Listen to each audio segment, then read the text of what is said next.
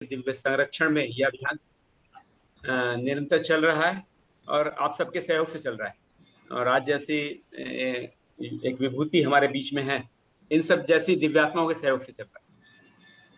तो आज का विषय, जैसा कि हम सभी जानते हैं, लक्ष्य की प्राप्ति करें, अचीविंग गोल्स, है ना। और ये 65वां वेबिनार है। आइए आज के उसका शुभारंभ करें। उससे पहले एक बार गायत्री महामंत्र हम सब लोग साथ साथ बोलें। हम सबके मन एक हो, हमारे सबकी भावनाएं एक हो, हम जो अपने लक्ष्य के लिए जिस लक्ष्य को प्राप्त करना चाहते हैं, हमारे वो लक्ष्य एक हो, बन सके। इस भाव के साथ गायत्री मंत्र। ओम भूर्भुवः स्वः तत्सवितुर्वरेण्यं भर्गो देवस्य धीमहि धियो यो नः प्रचोदयात्।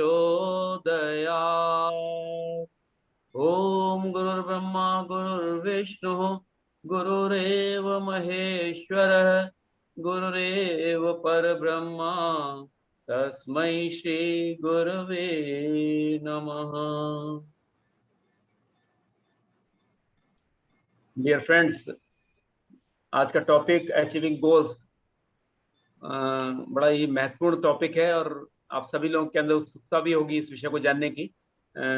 हम जैसा कि हम सभी जानते हैं, हम सभी लोग एक निश्चित लक्ष्य की तरफ बढ़ रहे हैं। हमारी जर्नी सबका एक ना एक गोल है और एक महान गोल भी है इस पूरे सृष्टि का। हम सभी लोग उस तरफ बढ़ रहे हैं। बोला गया कि बिना गोल का, बिना लक्ष्य का जीवन ऐसा ही है जैसे कटी पतंग की तरह, कहाँ जाएगा कुछ नहीं कहा जा सकता। इसलिए कहा गया है कि हर एक व्यक्ति को अपने जीवन का लक्ष्य बनाना ही चाहिए। ये भी कहा जाता है, हमने सुना है कि अगर कोई व्यक्ति अपने लक्ष्य पे काम नहीं कर रहा होता तो फिर वो किसी और दूसरे के लक्ष्य पे काम कर रहा होता है। लेकिन लक्ष्य पे काम कर रहा होता है तब वो अपनी इच्छाओं के अनुसार जीवन नहीं जी रहा होता, बल्कि दूसरे की इच्छाओं के अनुरूप जीवन जी रहा होता है। सामान्य क्रम में मनुष्य, हम लोग ऐसे ही जीवन जीते हैं। साथ ही साथ ये भी है कि हम लोग अपने लक्ष्य बनाते भी हैं, लेकिन अगर पिछला जीवन में मुड़ करके देखें तो अनेकों हम लोगों ने लक्ष्य बनाए हैं और वो सब इनकम्प्लीट लक्ष्य रह गए, बिना पूर्णता तक पहुंचे। वो लक्ष्य बीच में टूट गए, खत्म हो गए, किन्हीं कारणों से। उन कारणों के ऊपर चर्चा अभी नहीं कर रहे हैं, लेकिन और उसका परिणाम ये हुआ कि हमारे व्यक्तिगत जीवन में अतृप्ति है, असंतुष्टि का जीवन है। और बिल्कुल एक ऐसा लग रहा है कि जो मनुष्य जीवन का उद्देश्य था, जो महानता हमें बीज रूप में, सूत्र रूप में मिली थी, चक्रों के रूप में और ना जाने किन किन रूप में हमें अलौकिक शक्तियां मिली थी, हम उनका बिना उपयोग किए बिल्कुल ऐसे कैसे ही चले जाते हैं। तो एक बड़ी दयनीय स्थिति है। बनाने वाले को भी क्षोभ होता होगा जिसने हमें बनाया, और साथ में हमें भी तो क्षोभ होता ही कि जो जीवन मिला था उसका उपयोग नहीं कर सके। तो आइए, मुझे स्वामी विवेकानंद का एक कोट याद आता है कि उठो, जागो और तब तक मत रुको जब तक लक्ष्य की प्राप्ति ना हो जाए। लक्ष्य की प्राप्ति के लिए क्या क्या सूत्र हो सकते हैं, इसको बताने के लिए, इसका मार्गदर्शन करने के लिए हमारे बीच में एक बहुत ही महत्वपूर्ण शख्सियत हैं। आप सभी लोग उनमें से बहुत सारे लोग परिचित हैं। श्री प्रदीप ढिंगरा जी। आप मोटिवेशनल स्पीकर हैं, लाइफ कोच हैं, और वर्तमान में अगर भौतिक दृष्टि से देखें तो वो दिल्ली हाई कोर्ट के अंदर वकील हैं और उनकी अपनी एक फर्म भी चला रहे हैं, ट्रेड एंड कॉर्पोरेट जूरिस्ट के नाम से। वो सारी बातें भौतिक जगत की हैं। और अभी आप सुन रहे थे कि वो गुरुदेव से 2005 में जुड़े। उससे पहले वो उन्होंने काफी पढ़ा, आनंद स्वामी सरस्वती को पढ़ा, स्वामी श्रद्धानंद जी को पढ़ा, प्रभु आशीष जी महाराज को पढ़ा, और अंत में उनकी डेस्टिनी, उनकी आत्मा की खोज उन्हें परम पूज्य गुरुदेव तक ले गई। और निरंतर वो अध्ययनशील है। सबसे बड़ी बात यह है, गायत्री के बड़े साधक हैं, बड़े ऊंचे दर्जे के साधक हैं। उनकी अनुभूति भी अद्भुत है और हमें तो थोड़ा सा सानिध्य मिला उनके साथ रहने का, शांति उनके अंदर। तो वो सब कुछ एक नई विधा को, महत्वपूर्ण बात यह है कि वो जो गुरुदेव को पढ़ रहे हैं उसे पढ़ नहीं रहे हैं, बल्कि उसको इम्प्लीमेंट कर रहे हैं, उसका एप्लीकेशन कर रहे हैं और अपनी और परिवार की और पूरे समाज की, बहुत सारे लोगों की समस्याओं का समाधान कर रहे हैं। ऐसी समस्याएं जिनके बारे में हमें लगता है कि कोई समाधान हो नहीं सकता, उन पे काम कर रहे हैं। तो मैं ज्यादा समय न लेते हुए मैं आप सभी की तरफ से ऐसे विद्वान, साधक एवं सहृदय व्यक्तित्व आदरणीय श्री प्रदीप ढिंगरा जी को भावभरा आह्वान करता हूं कि आए और हम सभी का मार्गदर्शन करें कि हम कैसे अपने लक्ष्यों को निर्धारित करें। परम पूज्य गुरुदेव के माध्यम से वो जो बताना चाहते हैं वो हम सबको समझाएंगे। और मुझे जहां तक पता है उनके बारे में, जो उनकी योग्यता और विलक्षणता, वो ये है कि वो हमें बिल्कुल प्रैक्टिकल रूप में उन सूत्रों को समझा सकते हैं। आइए, आदरणीय प्रदीप भाई साहब, प्लीज। सभी को प्रणाम। हम अपनी जर्नी स्टार्ट करते हैं कि हमारे जीवन में हमारे लिए सबसे बड़ा लक्ष्य होता है आनंद की खोज। इसके बारे में हमारे गुरुदेव का काफ़ी सारा साहित्य अवेलेबल है। एक गुरुदेव की बुक है कर्तव्य परायणता, जो पब्लिश नहीं होती है, पब्लिश नहीं हुई है कभी भी। उसमें गुरुदेव ने लिखा है कि जो आनंद है वो हमारी कंप्लीटनेस ऑफ एफर्ट्स के बाद है। तो जिस आनंद की खोज के लिए हैं, हमें जो जो भी अपना अपना कर्म क्षेत्र मिला है, उस कर्म क्षेत्र में हम सभी के सभी एरियाज में कर्मठता में संपूर्ण है, मतलब घूमते हुए लट्टू जैसे स्थिर दिखते हैं, उसमें से ही आनंद की खोज पैदा होती है। अब हम उस पर शिफ्ट होते हैं अपनी कर्तव्य परायणता को जानने पे, और अपने गोल्स को प्रैक्टिकल शेप कैसे दी जाए, हम कैसे आनंद की खोज करेंगे। हम हमेशा अपना कर्म करते हुए धरती पर आनंद ही आनंद रहें। अब जो हम लोग इसमें गोल्स बनाते हैं, उसमें सबसे इंपॉर्टेंट पार्ट है हर एक इंडिविजुअल के लिए उसकी स्टेज पे, उसकी पर्सनालिटी के लिए highest possible standards of achievements. हमें अपने अपने एरिया आइडेंटिफाई करने हैं। मेरी एजुकेशन ये है, मेरी क्वालिफिकेशन ये है, मेरी एज ये है। यहां से आगे बढ़ने के लिए हम highest possible standard specific to me, मेरे और मेरे टाइम के बीच की जर्नी, किसी और से कंपेयर करने की बिल्कुल भी जरूरत नहीं है। सिर्फ ये कि मेरा सबसे हाईएस्ट पॉसिबल मेरे समय के हिसाब से क्या संभव है मेरे लिए, उसको आइडेंटिफाई करना है। सबसे पहले इसके लिए हमें एक बिलीफ सिस्टम लेना होता है अपने अंदर, जिसके लिए हमारे गुरुदेव की 2 बुक्स बड़ी महत्वपूर्ण है, प्रिपेयरिंग योरसेल्फ टू एक्सेल, आगे बढ़ने की तैयारी, और दूसरी है शक्ति पथ के संचय पर।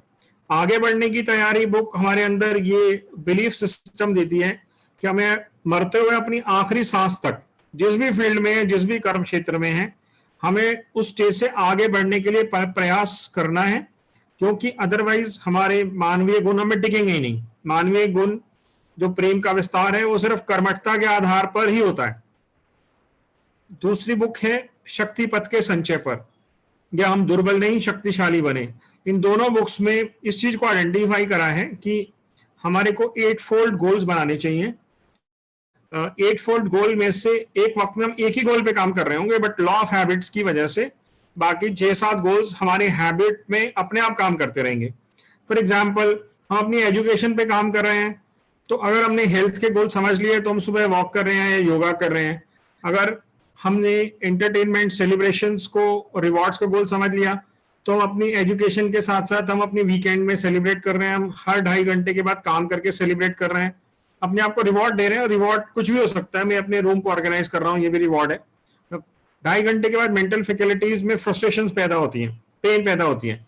अगर मैं अपने आप को उसको रिवॉर्ड का नाम दे रहा हूँ, अपनी रूटीन की एक्टिविटीज को, तो वो प्लेजर में ट्रांसफॉर्म हो जाता है। तो मेरे 2.5 घंटे, 3-3 घंटे की स्टडी में से 2.5 घंटे की पढ़ाई या 2.5 घंटे का मेरा ऑफिस का काम, और आधा घंटा वॉक या आधा घंटा कोई और चीज ऑर्गेनाइज कर दी, या कुछ भी नया कर लिया मैंने, क्योंकि मन को नयापन चाहिए। तो ये 2 किताबें सबसे पहले हमारे को बिलीफ सिस्टम देती हैं कि हमें अपने अपनी परिस्थिति में अपना हाईएस्ट पॉसिबल अचीव करना है, और नहीं क्यों नहीं, उसके क्या कॉन्सिक्वेंसेस हैं ये भी उस किताब में लिखे हैं। मतलब human virtues, self esteem, dignity और प्राइड को आगे बढ़े बिना संभालना संभव ही नहीं है।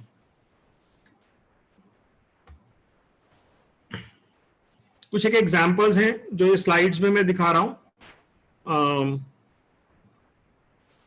कि हमारे लिए अपने कैरियर में एडवांसमेंट रखना होता है। जब हम अपने कैरियर पे ध्यान देते हैं कि चलो मुझे एजुकेशन में ये पाना है, या अपने वर्क में ये एक्सेल करना है, या अपने काम में ये एक्सेल करना है, तो उसके पीछे ज्ञान का द्वार है। Discipline, work, lethargy, time management, social behaviour, work skill, courage, honesty, perseverance, ability to take risk. तो इस तरह से हमारे पास बहुत सारे हमारे पास इसमें लॉजिक और रीजन होते हैं जो हमारे वर्क के साथ जुड़े हुए हैं। कि हमने 8 या 10 घंटे काम किया तो हम 2 घंटे पढ़ रहे हैं, जैसे हम पढ़ रहे हैं प्रिपेयरिंग योरसेल्फ टू एक्सेल। गुरुदेव की बुक है कर्म योग कर्म कौशल, जो ये बताती है कि कर्मों में संपूर्णता कैसे लाई जाए, या कर्म योग की रीति नीति। तो उस काम के पीछे का भाव बदलना कि मेरे काम से आत्म कल्याण से जन कल्याण हो, तो उस काम को प्रैक्टिकल शेप देने के लिए बहुत सारी किताबें अवेलेबल हैं। तो जब हम काम कर रहे होते हैं, तो अगर हम प्लानिंग के स्टेज पे ही उसमें लॉजिक डालते हैं, तो उस काम के पीछे की विचारधारा को हम एक्वायर कर लेते हैं। जैसे जॉय ऑफ वर्क है कि काम आनंद का सूत्र कैसे है, काम द्वारा चित्त की शुद्धि कैसे होती है। तो क्योंकि कर्म अपने आप में जड़ है, कर्म और ज्ञान का 50-50 सामंजस्य ही उसको आनंद में अवस्था में प्रवेश कराता है। तो इसमें हमने अपना जो भी काम चुना है, जिसमें भी हमें आगे बढ़ना है, पढ़ाई हो, कैरियर हो, जो भी चीजें हो, तो उसमें हमारे पास उसके पीछे का ज्ञान और उस ज्ञान को अभ्यास में उतारने का एक लक्ष्य होता है।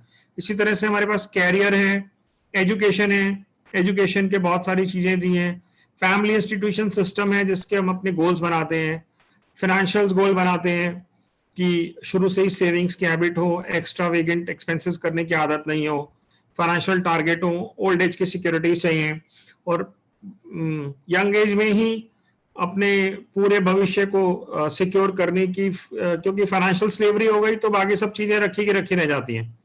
उसके बाद फिजिकल फिटनेस है हमारे लिए गोल।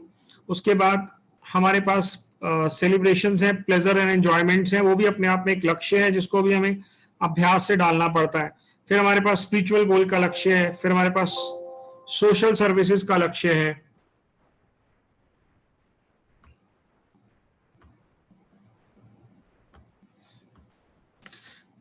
तो ये सभी के सभी जो आपको दिखाई दे रहे हैं, इस सभी के सभी के पीछे ज्ञान का द्वार है, गुरुदेव की बुक शक्ति पथ के संचय पर। तो हम लोगों ने सिर्फ उसको प्रैक्टिकल शेप दी है कि उससे में अंदर लॉजिक बिलीफ सिस्टम पैदा होता है कि हमारे को ये लक्ष्य क्यों पाने। अब यहां से हम दूसरी स्लाइड पे मूव करते हैं।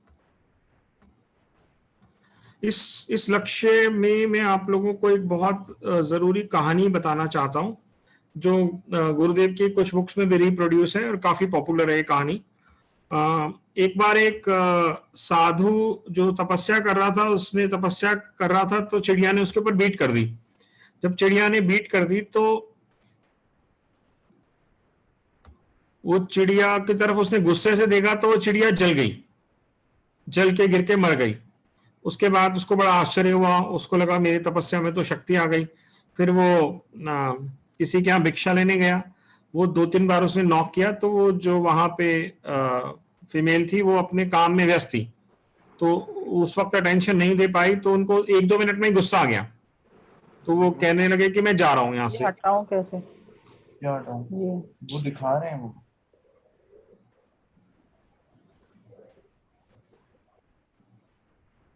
तो उनको गुस्सा आ गया। तो जब वो वहां से जा रहे थे तो उनको दीदी ने बोला कि आप जा तो रहे हो नाराज होके मेरे द्वार से, लेकिन मैं चिड़िया नहीं हूं जो आपके क्रोध से मैं जल जाऊंगी।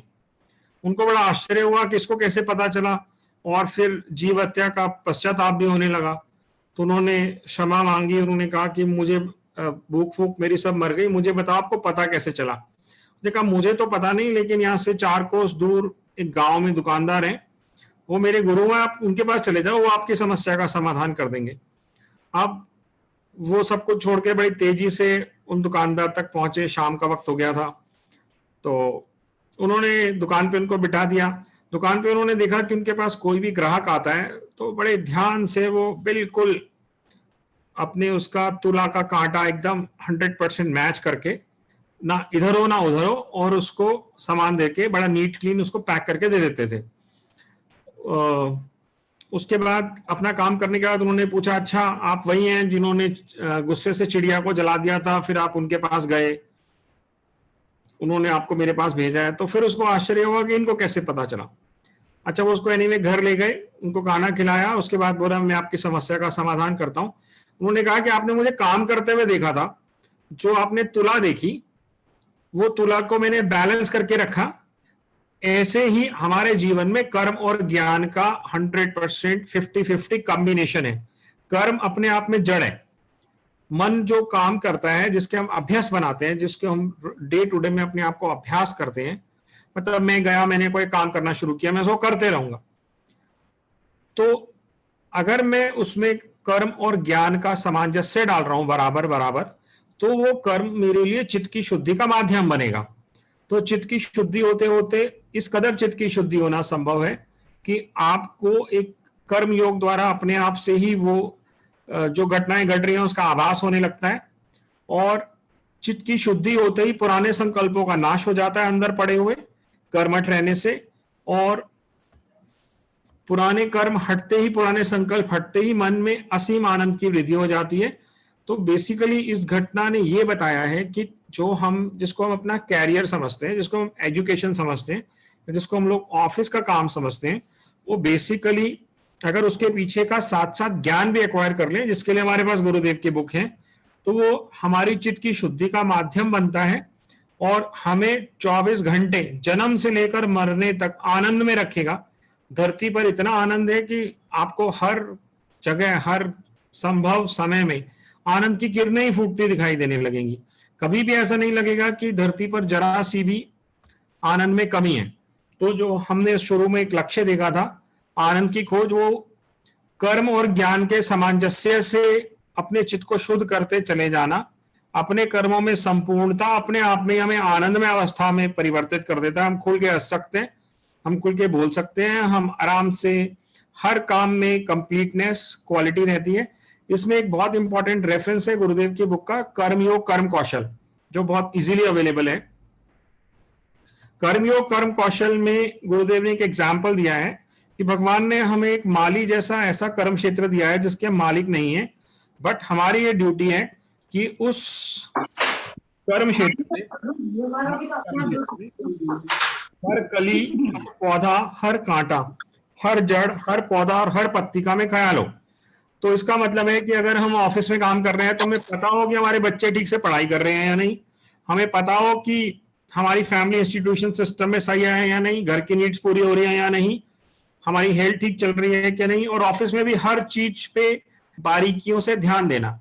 तो जो गुरुदेव की बुक कर्मयोग कर्म कौशल है, वो वैसा ही हो गया कि कर्म और ज्ञान का सामंजस्य हो गया, क्योंकि उस बुक में ये समझाया हुआ है कि माली की तरह हमारे कर्म क्षेत्र में हमें हर एक चीज की बहुत बारीकियों से उसकी नीड्स का पता होना चाहिए और अपनी कर्तव्य परायणता पूरी होनी चाहिए। ऐसा नहीं कर सकते हो कि आप अपने कैरियर में बहुत एडवांस हो गए, या फिर पैसे कमाने में जोर लगा दिया, या फिर एक ही तरफ अध्यात्म में ही बहुत ज्यादा प्रगति कर ली तो और सब कुछ छूट गया, अपने बच्चे नहीं पढ़ पाए। ठीक है, तो वो सब चीजों में उसका सामंजस्य ही कर्मयोग कर्म कौशल है। सभी 8 या 10 चीजों का बैलेंस को लगा के चलना, जिसमें हर चीज में संपूर्णता हो, उसी को ही कर्मयोग कर्म कौशल बोलते हैं, और वही आनंद प्राप्ति का मार्ग है। अब हम दूसरी स्लाइड पे चलते हैं।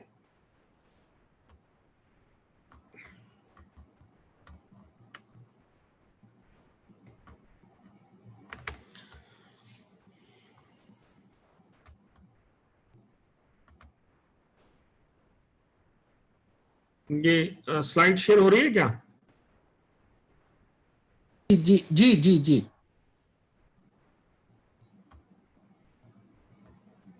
नहीं, अब शेयर नहीं हो रही। नहीं, वो स्लाइड में बदल रहा हूं। अभी शेयर हो रही है? जी शेयर हो रही। तो सबसे इंपॉर्टेंट चीज हम सबको ये समझने की जरूरत है कि हमारी मानसिक शक्तियां सिर्फ एक ही तरीके से कंसंट्रेट होती हैं। हमारे पास टाइम बाउंड रिटर्न गोल हो। इसको आप ऐसे भी समझ सकते हैं कि जब हम कोई भी अनुष्ठान करते हैं, हम ऐसा क्यों बोलते हैं कि हमें 9 दिन में 2400 गायत्री जाप करने हैं, या बहुत बड़ी समस्या हो तो 24 हम 1.25 लाख गायत्री जाप कर लेते हैं 9 दिन में, या 40 दिन में 1.25 लाख कर लेते हैं, क्योंकि हमारे पास एक टाइम बाउंड गोल है। उस गोल की समय सीमा है हमारी परिस्थितियों के हिसाब से। तो जब हम अपनी एनर्जी को कंसंट्रेट कर देती है, तो हम कोई भी संकल्प लेके उसको टाइम बाउंड गोल बनाकर उसमें अपनी एनर्जी को कंसंट्रेट कर लेते हैं। जैसे सूर्य की एनर्जी बिखरी होती है, तो हम कोई भी संकल्प धारण करते हैं कि मुझे 3 महीने में ये काम खत्म करने हैं, तो संकल्प धारण करना भी एक अलग से कर्म है। तो हम संकल्प धारण करते हैं, उसको हम टाइम बाउंड बनाते हैं, उसके छोटे छोटे हिस्से बनाते हैं। तो जो टाइम बाउंड गोल होता है वो हमारी एनर्जी को सब तरफ से हटा के एक जगह पेनिट्रेट करा देता है। तो सबसे इंपॉर्टेंट है कि अपने गोल्स को राइटिंग में लिखना और उसको टाइम बाउंड करना। उसी से हम आदतों का अभ्यास बनाते हैं, उसी से ही हम कंसंट्रेशन होते हैं और हमारी एनर्जी पेनिट्रेटिव होती है। तो इसका दूसरा बड़ा पड़ाव है अपने गोल को लिख बनाने के बाद का अपने आप को लेटर लिखना या मोबाइल खोल के ऑडियो में लगातार डिक्टेशन देना। लक्ष्य बनाने के बाद सेकंड स्टेप हो गया कि मुझे अपना ईमेल खोला मैंने मोबाइल पे और अपने आप को रीजंस दिए कि 10 रीजंस मेरे को इस गोल को क्यों पाना है। इसमें गुरुदेव की बुक में लिखा है कि अपने आप को स्वर्ग का आकर्षण और नरक का भय दिखाते रहना चाहिए। तो दिन में 3 या 4 बार हमें अपने आप को रीजन देने हैं कि मुझे गोल पाना क्यों है। क्योंकि मन आत्मा ज्ञान है, आत्मा के पास ज्ञान है और मन जड़ है।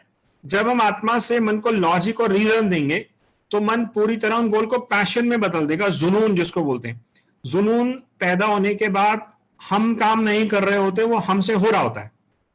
ये चीज आप सब लोगों ने अनुभव की होगी, जैसे कि हमें कहीं पे कोई बड़ा सा यज्ञ कराना है, या हम लोगों ने 2011 में जो किया था, जैसे अपना गुरुदेव की जन्मस्थली बनाई थी, तो आपने देखा होगा कि जो काम करने का लेवल था सबका, वो जुनून को क्रॉस कर गया था उसमें, क्योंकि टाइम बाउंड लक्ष्य था, हमारे पास समय सीमा नियत थी और उसके पीछे के लॉजिक और रीजंस, श्रद्धा, कृतज्ञता, भावना, लॉजिक, रीजन, ज्ञान, वो सब क्लियर था। तो उससे जो एनर्जी थी, जो हमारे काम करने की एनर्जी थी, वो कई गुना अपने आप बढ़ गई। तो ये चीज हम रूटीन में भी बड़े आराम से अपना सकते हैं। इसमें एक गुरुदेव की बहुत छोटी सी कहानी भी है कि वीपिंग माउंटेन के नाम से सुनसान के सहचर बुक में है रोता हुआ पहाड़। इसका ऑडियो भी यूट्यूब पे बड़ी आसानी से अवेलेबल है, हिंदी में भी अवेलेबल है और इंग्लिश में भी अवेलेबल है। और वीपिंग माउंटेन या रोता हुआ पहाड़ का ऑडियो भी अवेलेबल है यूट्यूब पे। रोते हुए पहाड़ में जब गुरुदेव हिमालय के यात्रा में गए तो उन्होंने पहाड़ से पूछा कि तुम रो क्यों रहे हो। तो पहाड़ ने कहा कि मेरे पास वेल्थ है, मेरे पास पेड़ है, मेरे पास रिसोर्सेज है, मेरे पास एनर्जी है, मेरे पास सब कुछ है, लेकिन मैं कोई काम नहीं कर सकता। मैं इस वेल्थ के बोझ से, इस धन के, जो भी इसके पास रिसोर्सेज है उसके बोझ से मैं दबा हुआ हूं, लेकिन मैं चल नहीं सकता, मैं कोई काम नहीं कर सकता। तो उसमें गुरुदेव ने सिद्धांत दिया है कि जीवन की जो ब्यूटी है वो नदी की तरह चलने में है, तालाब की तरह रुकने में नहीं है। जो गति है उसमें सब कुछ समा जाती है, और वो माउंटेन रो इसलिए रहा है कि उसमें गति नहीं है। तो हमारी जो जीवन है उसमें उद्देश्य होना और गति होना सबसे बड़ा आनंद का है। एक नेशनल बुक ट्रस्ट की पब्लिकेशन आती है सरकारी, गवर्नमेंट, इसमें अवेलेबल है, एनबीटी देखेंगे तो जॉय ऑफ वर्क है उस बुक का नाम। उसमें ये बड़े आसानी से बताया हुआ है बुक में कि अगर हम काम नहीं करते हैं, अपनी मानसिक शक्तियों को उद्देश्यों में नहीं लगाते हैं, तो बहुत सारी बीमारियां अपने आप फॉलो करती हैं, डिप्रेशन, जेलसी, हेट्रेड, एरोगेंस। तो बेसिकली काम करना इसलिए नहीं है कि हम काम करके हमें कोई बहुत ज्यादा अचीवमेंट चाहिए, बट काम इसलिए भी है कि अगर आप उसको नहीं कर रहे हो तो नरक साथ साथ पीछे फॉलो कर रहा है। काम छूटा और नरक साथ में पीछे पीछे आ गया। स्वामी विवेकानंद का भी एक आर्टिकल है जिसमें उन्होंने ये बताया है कि बहती हुई नदी में आप अगर राख भी डाल दोगे तो बह जाएगी, पता भी नहीं चलेगा, और रुके हुए तालाब में आप फूल और अगरबत्ती भी डालोगे तो भी स्टिंग करने लगेंगी। तो ये इंपॉर्टेंट है गोल्स की और नदी की तरह जीवन को गति रखने की। मेरे पास बहुत सारी मैट्रिमोनियल काउंसलिंग करने के लिए आती हैं समस्याओं में, तो मुझे समझ आती है कि इसको सबसे पहले कोई उद्देश्य बना के इसको काम पे लगने की जरूरत है। बिकॉज उद्देश्यहीन होके उन्होंने, जो दीदी मेरे पास आई, उन्होंने अपने आप को इतना वीक कर लिया है कि किसी को भी टेम्पटेशन होगी उनको एक्सप्लॉइट करने की।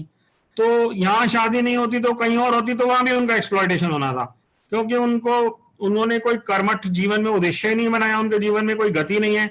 और उनको मैं जितनी मर्जी गुरुदेव के बुक्स दे दूं या पढ़ा दूं, उनके ऊपर असर ही नहीं होगा। असली असर तब होगा जब वो अपना कर्म क्षेत्र तलाश करके अपने आप को फाइनेंशियली इंडिपेंडेंट बनाएंगी और फाइनेंशियल डिपेंडेंसी हटाएंगी, इमोशनल डिपेंडेंसी हटाएंगी, तब उस समस्या का समाधान निकलेगा, तब वो बराबरी से रिश्ता चलेगा।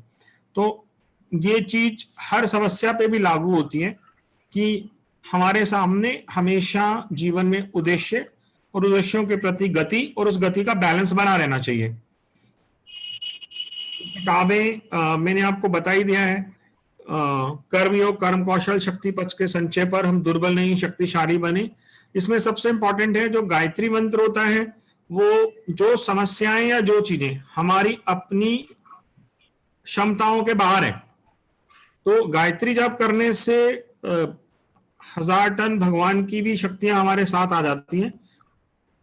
जिस चीज को हम लोग अपनी क्षमताओं से नहीं पा सकते, उसमें देव शक्तियों की क्षमताएं आ जाती हैं। हमारे कर्मों, पुराने कर्मों की जो रुकावट हैं वो इसमें से दूर हो जाती हैं। और इसके साथ इसीलिए जो हम काम कर रहे हैं उसमें समय लगाकर, जैसे 9 दिन में 24,000 गायत्री मंत्र का अनुष्ठान, या फिर साल में 5 लाख का अगर हम अनुष्ठान करते हैं तो उसमें उन शक्तियों में बहुत तेजी से गति आ जाती है। वो गायत्री जाप का भी जो असर होगा वो बहुत ही बढ़िया होगा और बहुत ही शक्तिशाली असर हमें महसूस होगा। इस लक्ष्य का हम तीसरा पड़ाव आ जाते हैं।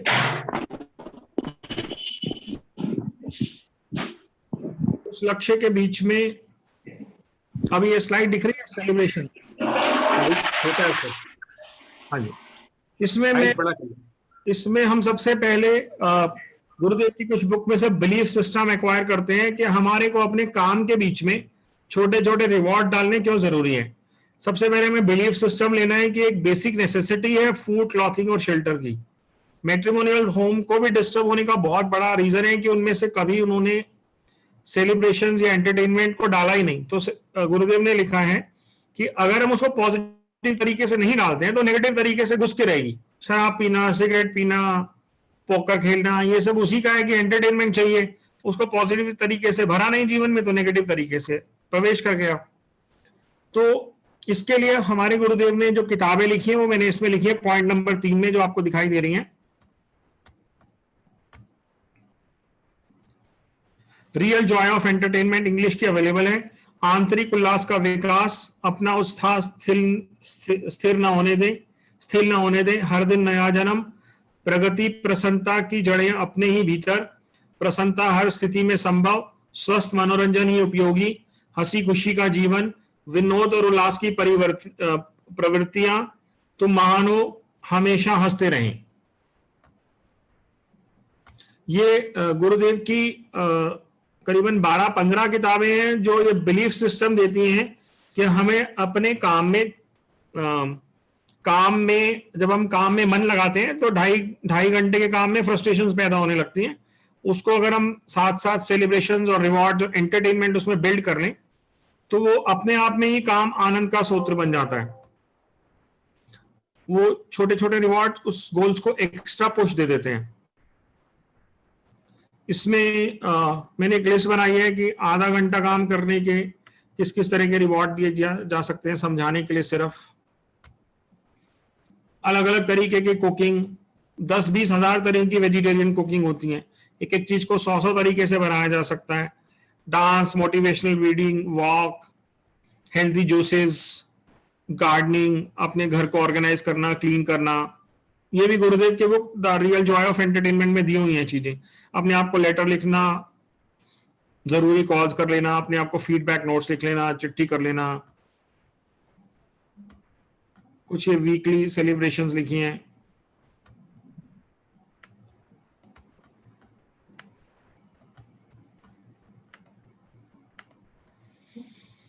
डिफरेंट तरीके की कुकिंग, अपने जैसे समान विचारधारा वाले परिवारों के साथ गेट टुगेदर करते रहना, भजन संध्या रख लिया घर में, लाफ्टर योगा, गायत्री जाप का इकट्ठे वो रख लिया 2-3 परिवारों ने मिलके, भजन संध्या रख लिया, फैमिली मोटिवेशनल मूवी देख ली, नए नए टेम्पल्स या नए नए प्लेसेस कर लिए, ध्यान प्रेयर्स।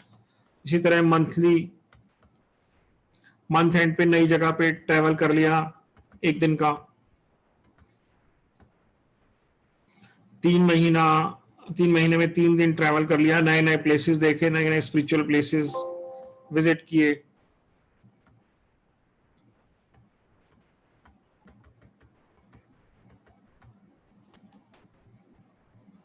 गायत्री साधना कर ली, बुक रीडिंग कर ली और असाइनमेंट कर लिए, नए नए एरियाज में ट्रेनिंग लेते रहे। तो अपने मानसिक शक्तियों को परिवर्तन चाहिए लगातार। तो जिसको हम सेलिब्रेशन, एंटरटेनमेंट एंड रिवॉर्ड बोल रहे हैं, वो बेसिकली हमारी मानसिक शक्तियों में हम अपने उद्देश्यों को बार बार नयापन डाल रहे हैं।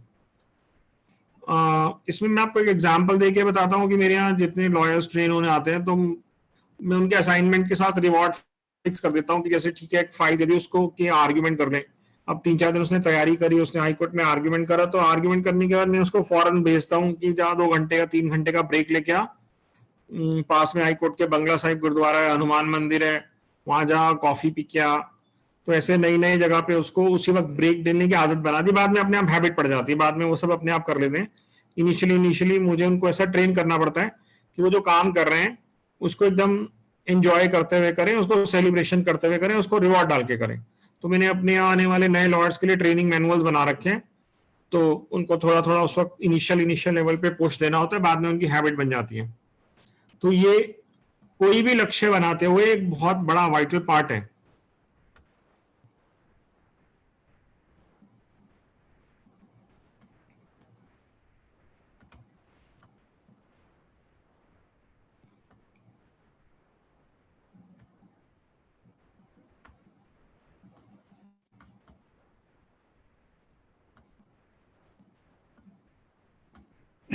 हमारा इस लक्ष्य का 5वां पड़ाव हो गया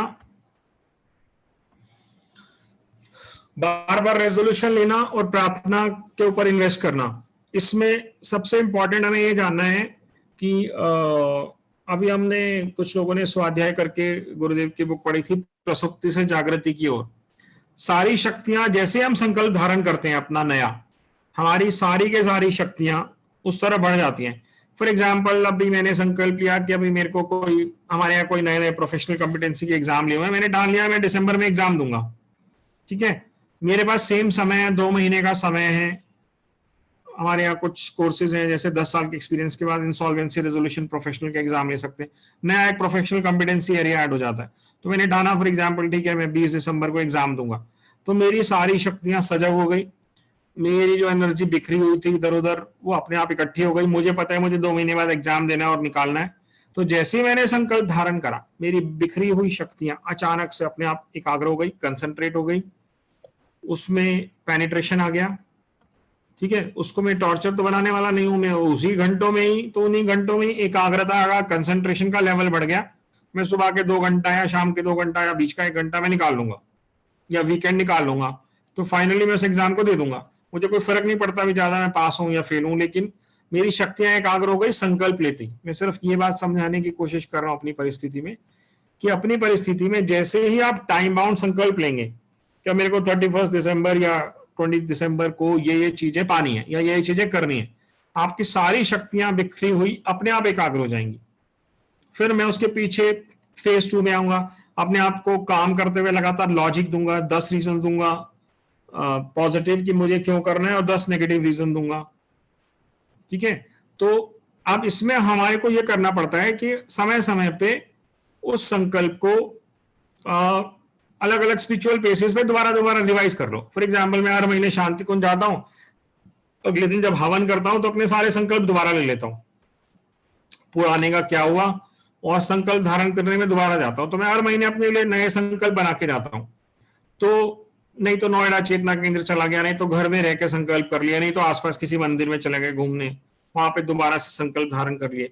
तो लगातार संकल्प लेते रहना, ये अपने आप में एक साइंस है जो हमारी शक्तियों को एकाग्र रखती है और शक्तियों को पेनिट्रेशन रखती है और शक्तियों को बिखरने से बचाती है। तो लगातार फ्रीक्वेंटली महीने में 2 या 3 बार नई नई जगह पे जाके, नए एनवायरनमेंट में जाके, पुराने से हट के लगातार संकल्प लेते रहना शक्तियों को पूरी तरह से एकाग्र कर देता है। उसके बाद लॉ ऑफ हैबिट्स है, कोई भी काम हम करते हैं उसका फीडबैक नोट बनाते हैं कि मैंने कुछ अटेम्प्ट किया। फॉर एग्जांपल, मैंने दिसंबर में एग्जाम ठाना, हमें अनलिमिटेड जितनी बार भी हमें एग्जाम देना अलाउड है। तो फॉर एग्जांपल, मैंने दिसंबर में एग्जाम ठान लिया, मेरी शक्तियां एकाग्र हो गई, उसके सारे मैंने सुबह भी 2 घंटा वॉक करनी शुरू कर दी, जो भी किया उसके चक्कर में मैंने एग्जाम दिया। तो एग्जाम देने के बाद मैं उस एग्जाम में फीडबैक नोट बनाऊंगा कि मुझ में कहाँ कमी रह गई। तो मेरे लिए सक्सेस की डेफिनेशन एग्जाम में पास होना नहीं है, मेरे लिए सक्सेस की डेफिनेशन है कि मैंने कुछ अटेम्प्ट किया, उस अटेम्प्ट में मैंने फीडबैक नोट बनाया, मैं अगले अटेम्प्ट में पिछले अटेम्प्ट से बेटर होऊंगा। मुझे अगर 10-20% भी इंप्रूवमेंट आ गई तो मैं उसको मैं सक्सेस की डेफिनेशन में मानता हूं। इसके लिए बहुत इंपॉर्टेंट कंसेप्ट है, जैसे आपको वो एग्जाम देना है 6 महीने बाद या कोई भी चीज पानी है, तो हम उसका मॉक टेस्ट रख लेते हैं हर फ्राइडे। तो सपोज मेरे बच्चों को ट्रेन करना है तो मैं इनको ये सिखाता हूँ कि तुम फ्राइडे अपना मॉक टेस्ट रख लो, मॉक टेस्ट के फौरन बाद एक मोटिवेशनल मूवी डाल लो। तो जब हमने सपोज सैटरडे संडे सुबह से प्लानिंग शुरू करी तो हम संडे एक नई जगह पे गए, बंगला साहिब गुरुद्वारा चले गए, आसपास कहीं चले गए। तो संडे हमने संकल्प लिए कि हमें फ्राइडे को एग्जाम देना है और उस एग्जाम के लिए मेरे को सारी तैयारी करनी है, मुझे मॉक टेस्ट देना है वैसा जैसा मुझे 3 महीने या 4 महीने बाद देना है। उस फौरन एग्जाम के बाद मैंने एक बच्चों के लिए मूवी डाल दी या फिर बच्चों के लिए आउटिंग डाल दी या बच्चों के लिए कुछ भी नया डाल दिया, जिससे वो एग्जाम एंटरटेनिंग हो जाएगा, वो एग्जाम बोर्डम से किल नहीं होगा। तो मैंने उसमें ऐसा कुछ नयापन डाल दिया एग्जाम्स के फौरन बाद कि हम अपने माइंड को ट्रेन कर रहे हैं कि वो जो एग्जाम देना तो बहुत ही एंटरटेनिंग काम है, क्योंकि एग्जाम के बाद मुझे 3 या 4 घंटे का ट्रिप मिल रहा है बाहर जाने का। ठीक है, जैसे हमने सैटरडे एग्जाम रखा तो हमने संडे जगह बना ली, हम जू चले गए, हम अक्षरधाम मंदिर चले गए, हम बंगला साहिब चले गए, हम हनुमान मंदिर चले गए, हम छतरपुर मंदिर चले गए, हम नोएडा चेतना केंद्र चले गए संडे को सुबह, या फिर हम महर्षि अरविंदो का आश्रम है दिल्ली में बहुत बड़ा, वहां चले गए। तो बेसिकली हमने नयापन डाला और उसको एग्जाम्स के साथ, वर्क की परफॉर्मेंस के साथ लिंक कर दिया। तो जैसे ही मैंने उसको लिंक किया तो मेरा माइंड ट्रेन हो गया, क्योंकि आत्मा में ज्ञान है और मन जड़ है, तो माइंड ट्रेन हो गया कि यार ये काम करना, ये एग्जाम लिखना तो बड़ा खुशी का काम है। तो उस एग्जाम्स में मैं बोर्डम में नहीं हुआ, मेरे 6 महीने बाद के एग्जाम के बड़े छोटे छोटे हिस्से बन गए और उन छोटे छोटे हिस्सों में मेरी ट्रेनिंग शुरू हो गई।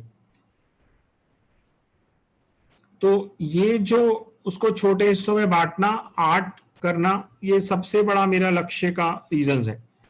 अब इसमें गुरुदेव की एक वांगमय है, वांगमय 57, तेजस्विता मनस्विता प्रखरता, उसमें एक चैप्टर है हारने की नहीं जीतने की सोचिए। जो भी हमें लक्ष्य पाना है हमें उसमें जीत के विचार भी लगातार भरने हैं, लगातार उसमें जीत के विचार भरने हैं, लेकिन रिजल्ट से डिटैच होना सीखना है। तो जितना हम रिस्क लेंगे उतना ही रिस्क में हम कुछ अचीव करेंगे। जब हम रिस्क लेंगे उसका हम फीडबैक नोट बनाएंगे, जब हम फीडबैक नोट बनाएंगे तो हम अगला अटेम्प्ट करेंगे तो हम पिछले अटेम्प्ट से बेटर होते चले जाएंगे। एक दिन ऐसा आएगा कि हम परफेक्ट, बिल्कुल सही, जो उसको पास होने के लिए, उस लक्ष्य को पाने के लिए लगातार अभ्यास करके जो हमें पाना है वो अचीव कर पाते हैं। तो बेसिकली मैं इसको समराइज करा देता हूं कि हमने जो अपने लक्ष्य बनाया उसको हमने 5 हिस्सों में बांट दिया। सबसे पहला, मुझे संकल्प धारण करना है, मुझे एक संकल्प धारण करना है कि मुझे ये लक्ष्य पाना है, जो अभी मेरे परिस्थिति में मुझे समझ आ रहा है। ठीक है, अब मैंने जब वो लक्ष्य पाना है इसका संकल्प धारण किया, फिर मैंने उसके पीछे के लॉजिक्स को अपने आप को लिखना शुरू किया। ये मैंने सेकंड स्लाइड में कुछ लिखे हैं, स्वर्ग का आकर्षण नर्क कब है, अपने आप से पूछो। इसके लिए अपने आप को लेटर लिखो या अपने आप को ऑडियो में डिक्टेशन दो, अपने आप से पूछो एफर्ट्स वर्थ है कि नहीं, मैं इस धरती पर आया हूँ ह्यूमन बर्थ में मोक्ष की जर्नी पाना है। जब मेरे को मोक्ष पाना है तो धरती की ऐसी कौन सी चीज है जो कोई दूसरा पा सकता है, वो मैं नहीं पा सकता। जब मेरे सामने इतना महान लक्ष्य है तो कोई भी प्रैक्टिकल गोल जो मुझे पाना है वो तो ह्यूमन बर्थ के सामने बहुत छोटा सा है, तो दूसरा कोई पा सकता है तो मैं भी पा लूंगा।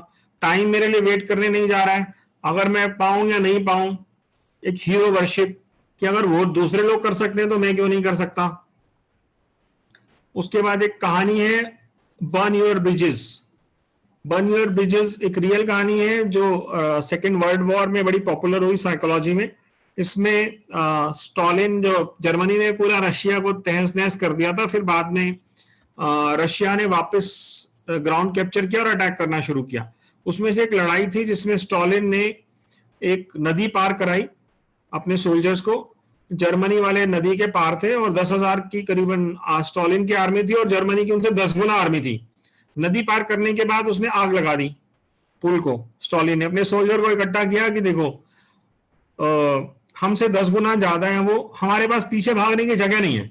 अगर हम उनके हाथ में पड़ गए, तो हमें नोच नोच के तड़पा के मारेंगे, और पीछे भागे तो नदी में कूद के डूब के मरना पड़ेगा, क्योंकि नदी को पार करने की कोई जगह नहीं है। वो इतिहास गवाह है कि उस वजह से, क्योंकि उनकी जान पे बनाई, वो उसको जीते।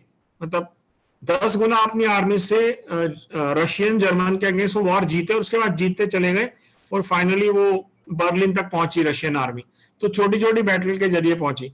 तो कोई भी हमें जो लक्ष्य लेना है तो हमें अपने आप को लगातार लेटर लिखने हैं कि मेरे को इस लक्ष्य को पाना है और मेरे को इसके अलावा मैंने सारे बिजनेस बंद कर दिए।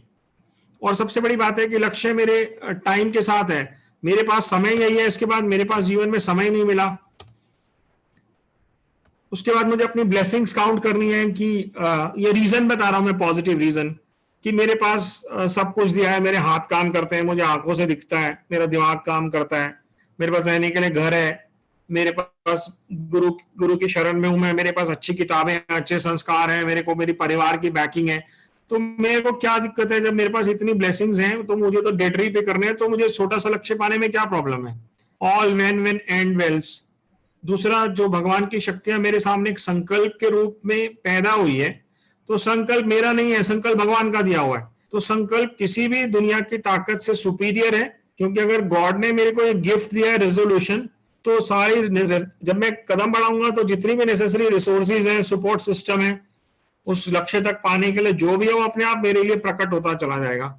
और दूसरी बात है, कोई लक्ष्य उसकी कीमत है तो मुफ्त में क्यों आना चाहिए। नरक का भय, तो लार्ज सोसाइटी का पार्ट देखो, उनकी सफरिंग देखो, और फिर गुरुदेव ने बोला है कि अगर हम ग्रोथ करना बंद कर देंगे तो सेम फेट हमें अवेट कर रहा है। और संकल्प लेना एक तरह से पौधा लगाने जैसा है, ये मेरे हैबिट में रोटेट होगा। जो भी मैं आज अभ्यास कर रहा हूं कि मैंने संकल्प लिया, आधा अधूरे मन से काम करा और उसको छोड़ दिया, तो पूरा जीवन भर ही मेरा ऐसा रोटेट होगा, क्योंकि मैंने अभ्यास कर लिया अपने आप को, पूरी शक्ति मन लगा के काम नहीं किया। तो इसलिए मेरे अंदर आदतों का अभ्यास पैदा होगा, वो बड़ा डेंजरस है। आपने कई लोगों को देखा होगा कि सीए में एडमिशन लिया फिर छोड़ दिया,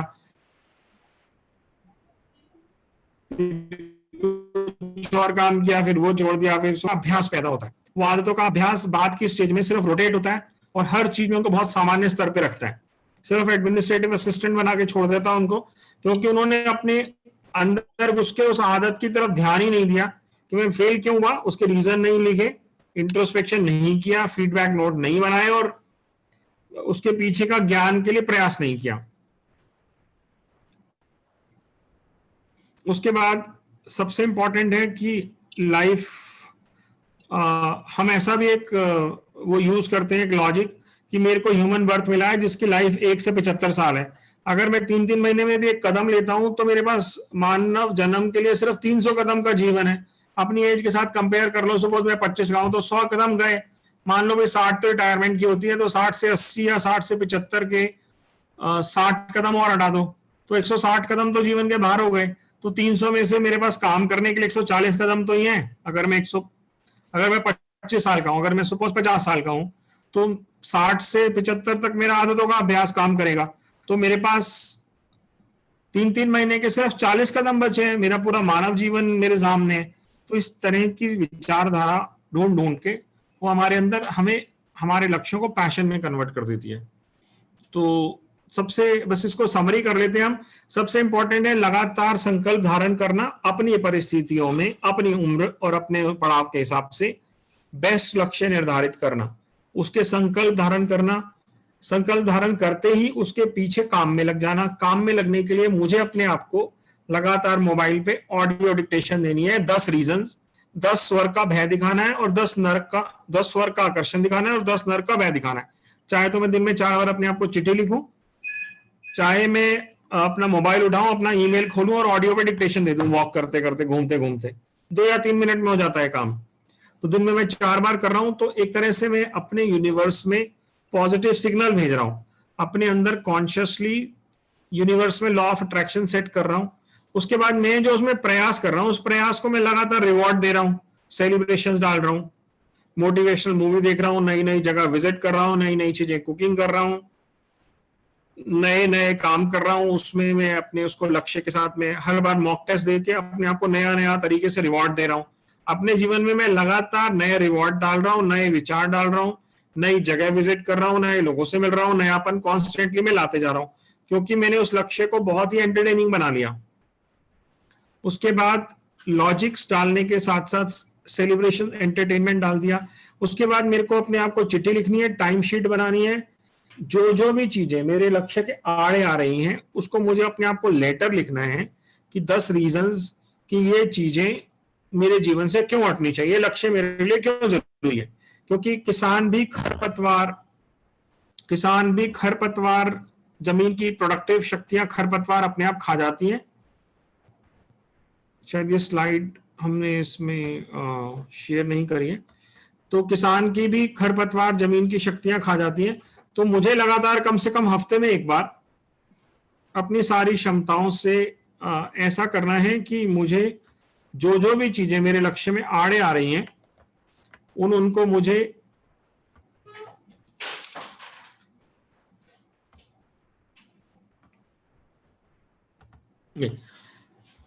इसमें मैंने लिखा है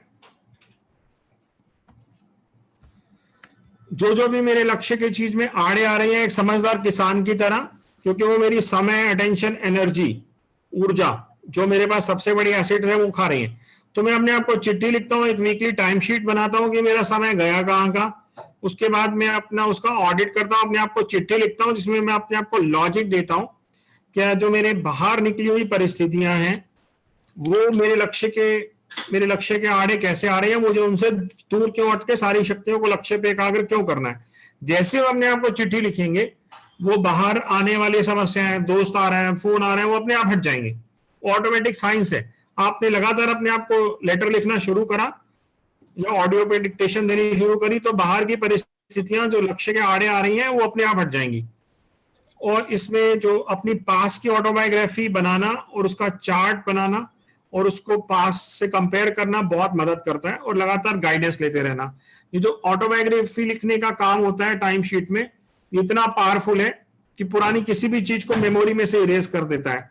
इसमें हमें देखना है कि मेरा पिछले हफ्ते समय कहाँ गया। अब मैं 3 कॉलम बनाता हूँ, उसमें एक में मैं लिखता हूँ कि समय मेरा एग्जैक्ट हुआ क्या पिछला महीना या अभी तक जीवन में या पिछला हफ्ता। उसके बाद मैं उसको आइडियल सिचुएशन से कंपेयर करता हूँ। जैसे मेरे 12वीं में 60% मार्क्स है तो मैं आइडियल सिचुएशन से कंपेयर करता हूँ कि भाई मेरे 100 में से 100 मार्क्स क्यों नहीं आए, 10th में, 12th में, कॉलेज में, उसके आगे प्रोफेशनल डिग्रीज में। आइडियल सिचुएशन में मेरे में कितना गैप है। 3rd कॉलम में मेरे अंदर कुछ logic, reasons, belief system, attitude और हैबिट्स हैं जिसकी वजह से मैं उसमें परफेक्ट फिट नहीं हुआ। मेरे 100 में से 60 मार्क्स आए, 80 मार्क्स आए या 90 आए, वो 100 में से 100 क्यों नहीं आए। तो जब मैं उसमें 3rd कॉलम में नोट बनाऊंगा तो मुझे बात समझ आएगी कि मेरे अंदर कुछ ऐसा लॉजिक में, बिलीफ सिस्टम में या थॉट्स में या आदतों के अभ्यास में कुछ ऐसी कमी थी जिसकी वजह से मैं परफेक्ट से दूर रह गया। परफेक्ट हम कभी भी नहीं होने वाले, लेकिन अपने और अपने लक्ष्यों के बीच की दूरी करने का एक लाजवाब उपाय है कि 3 कॉलम का लगातार हफ्ते हफ्ते चार्ट बनाते रहना, जिसमें अपनी अवस्था, आदर्शमय अवस्था के बीच का गैप, उस गैप के पीछे का ज्ञान, लॉजिक, रीजंस, नॉलेज को आइडेंटिफाई करना। क्योंकि जैसे आप आइडेंटिफाई करेंगे अगला हफ्ता पिछले हफ्ते से बेहतर होगा, जिसमें हमारे पास किताब है हर दिन नया जन्म हर रात नई मौत। वो इसीलिए है कि मेरा पिछला दिन अगले दिन से बेहतर हो, तो अंत तक हमेशा हमारी वो चली जाएगी। और ये गोल ऐसा नहीं है कैरियर और एजुकेशन पे एप्लीकेबल है, हमारे जीवन के हर पार्ट पे एप्लीकेबल है। बेटी की शादी करनी है, वॉर्म में अच्छी सॉल को खींचना है, जन्म देना है, या मैरिज करनी है, सेम चीज, सेम साइंस। संकल्प लिया मुझे मैरिज करनी है 2 साल के अंदर, उसके पीछे के लॉजिक, रीजन लिखने शुरू करें, उसके पीछे प्रयास करा, ज्ञान पाया, अपने उसको प्रयास के लिए बुक्स जो पढ़ रहे हो मैरिज के ऊपर उसके लिए अपने आप को कॉन्स्टेंटली रिवॉर्ड करते रहे। ओल्ड एज के गोल बनाने हैं, फाइनेंशियल सिक्योरिटीज करनी है, बच्चों को सेट करने का गोल बनाना है। हर गोल पे बेजोड़ तरीके से ये चीज साइंस काम करेगी। मैंने अपनी बात पूरी कर ली, अब आपको जिसको जो पूछना है पूछ सकते हैं। एक्सलेंट। ये तो बहुत जोरदार चीज मिली है आज हम लोगों को, है नए तरीके से चिंतन मिला है कि अध्यात्म हो चाहे भौतिक जगत, तो दोनों जगत में मुझे लगता है सारे दोनों जगत में रूल्स काम करेंगे। 100% के साहित्य का प्रैक्टिकल रूप है। 100% चीज के लिए गुरुदेव की बुक्स अवेलेबल हैं। ये बिल्कुल एक नया चिंतन हम लोगों को मिला है। आपने जो जितनी सारी बुक्स का नाम दिया है ये बिल्कुल हम लोग को लिए कारगर सिद्ध होंगे, और साथ साथ ये बिल्कुल एक प्रैक्टिकल अप्रोच मिली है कि हम किस तरह से अपने जीवन को आगे बढ़ा सकते हैं। और मुझे तो सुनते सुनते अपनी कमियां नजर आ रही थी कि ये कल गलतियां हम करते रहे हैं जो आप बता रहे हैं, तो ये बहुत बड़ी बात है। तो आशुतोष भाई साहब कोई पूछ लीजिए, देखिए कोई हैंड रेज किया हुआ है किसी ने या कुछ है? नहीं, एक पहले रिकॉर्डिंग स्टॉप कर।